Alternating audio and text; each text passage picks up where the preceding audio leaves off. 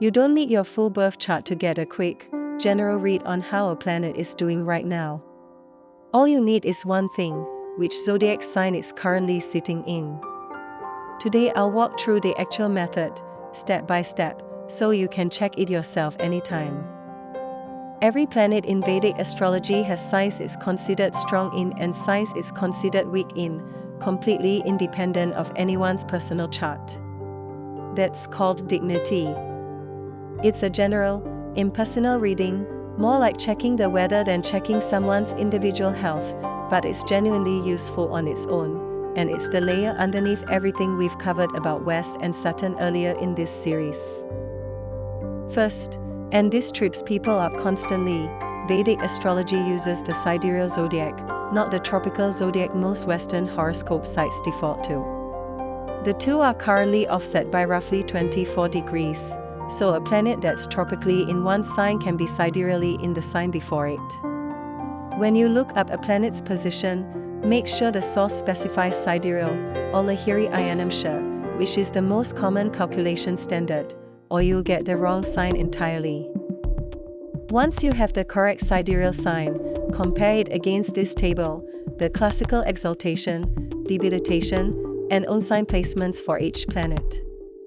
The Sun is exalted in Aries, debilitated in Libra, and owns Leo. The Moon is exalted in Taurus, debilitated in Scorpio, and owns Cancer.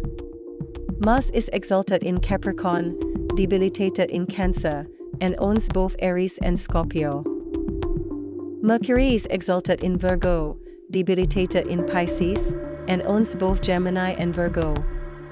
Jupiter is exalted in Cancer, debilitated in Capricorn, and owns both Sagittarius and Pisces. Venus is exalted in Pisces, debilitated in Virgo, and owns both Taurus and Libra. And Saturn, the planet tied to West in our series, is exalted in Libra, debilitated in Aries, and owns both Capricorn and Aquarius. Rahu and Ketu are the exception.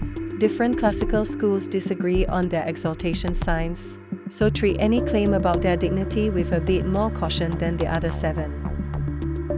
Next, check whether the planet is retrograde, meaning it appears to move backward through the zodiac from Earth's point of view. Retrograde doesn't automatically mean weak. In fact, some traditions consider a retrograde planet intensified rather than diminished, but it does mean the planet's effects are read differently, often as turned inward, delayed, or requiring revision, rather than expressed outwardly and directly. Now connect this back to the directional system from this series. If you know which planet rules a given direction, Saturn for West, Jupiter for Northeast, and so on, from our earlier episode, you can use that planet's current dignity as a rough read on that direction's theme. A well-placed Saturn suggests West's slow, structural wealth theme has some wind behind it. A poorly placed Saturn suggests more friction on that same theme. Here's a purely hypothetical walkthrough, not tied to any real date, just to show the method.